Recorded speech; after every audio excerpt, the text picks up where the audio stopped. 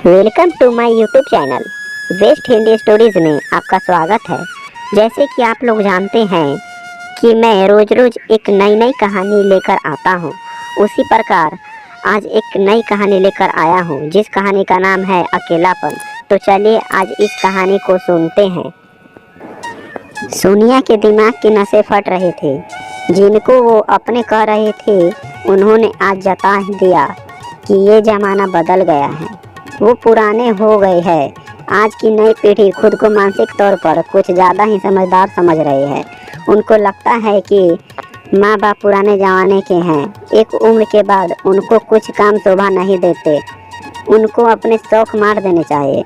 ये नहीं करना चाहिए, वो नहीं करना चाहिए। माँ का अकेलापन नहीं दिखता। अकेलापन दूर करने के तरीके खटक रहे हैं। जिसे मैंने सब कुछ सिखाया, आज वो मुझे सिखाने के लिए निकले हैं। सोनिया के घर में कदम रखते ही दो बेटे और दो बहुएं के चेहरे पर अजीब से भाव आ गए, जैसे सोनिया कोई गलत काम करके लौटी हो। सोनिया ने किसी को नोटिस नहीं किया तो उनकी अकुलाहट और बढ़ने लगी। सोनिया ने टीवी ऑन किया और नए गाने सुनने लगी तो बड़े बेटे के दिमाग का पारा चढ़ गया। टीवी बंद करके सोनिया के सामने बैठ गया। मॉम, ये सब क्या है? आप आजकल कुछ ज़्यादा ही बिजी रहने लगे हो। घंटों मोबाइल में व्यस्त। इतने सारे फ्रेंड्स, कभी कोई घर पर आ जाते हैं, कभी कोई चली जाती हो, और ये कपड़े कुर्ती ले गए तो कभी जीन्स टॉप। ये क्या नए नए शौक पाल रखे हैं? उम्र का तो ख्याल कीजिए। आप ये लिखना विखना आप बस की बात नहीं, फालतू में टाइम पास मत कीजिए। क्यों आपकी बहू भी शिकायत कर रही है कि सासू माँ सठिया गई है, भजन कीर्तन की उम्र में अब हमसे बराबरी कर रही है। आज भी आप सुबह से गायब थे, ना ही कुछ बता कर गए, ना फ़ोन उठा रहे थे। आखिर ये सब क्यों कर? घर पर बैठकर 2 टाइम खाना खाओ और आराम से भजन कीर्तन करो। बहुएं इतरा रहे थे कि देखो कैसे डांट पड़े। इस उम्र में चली थी खुद का ग्रूमिंग करने। सोनिया ने गुस्से को कंट्रोल किया और इनविटेशन कार्ड आगे धर दिया और बोला, आज मैं यहाँ गई थी। ये कार्ड मैंने सबको दिखाकर 4 दिन पहले बोला था कि मेरी सोशल एक्टिविटी के सम्मान में हमारे राज्य के सीएम के घर मेरा सम्मान होने वाला है। हम सबको विद फैमिली जाना है, पर आप सबको मैं एक पुराने फर्नीचर से बेकार चीज़ ही लगती हूँ। तो किसने नोटिस तक नहीं किया। आप सबके लिए ये मालूम बात थी, पर मेरे लिए बहुत बड़ी उपलब्धि।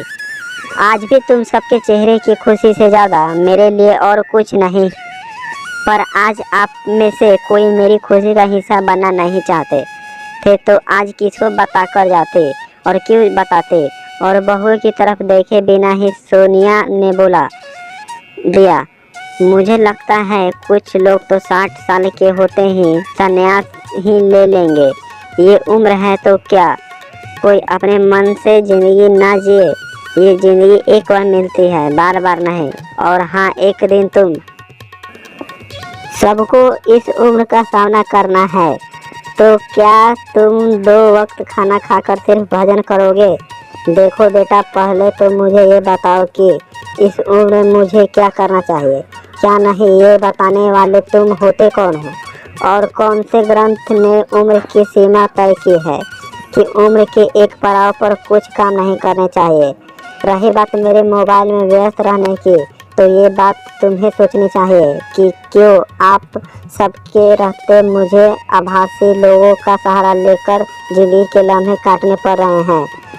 अरे तुमसे तो वो सब दोस्त अच्छे हैं जो दिन में 10 बार हाल पूछते हैं, 2 दिन ना देखो तो फिक्र करते हैं। मेरी की दादी कहाँ हो, कैसे हो, ठीक हो? मेरी लिखी हुई रचना जैसे भी हो तारीफ करते हैं। मेरे अकेलेपन के साथी हैं। सब दोस्त बनाने की कोई उम्र नहीं होती, कुछ सीखने की कोई उम्र नहीं होती, ज़िंदगी जीने की कोई उम्र नहीं होती। तुम्हारे पापा के जाने के बाद मैंने कुछ दिन कैसे काटे मेरा मन जानता है। किसी ने कभी पास बैठकर नहीं पूछा कि मॉम, आपकी तबीयत ठीक रहती है या नहीं। आप कैसी हो? कभी मेरे साथ बैठकर खाना नहीं खाया?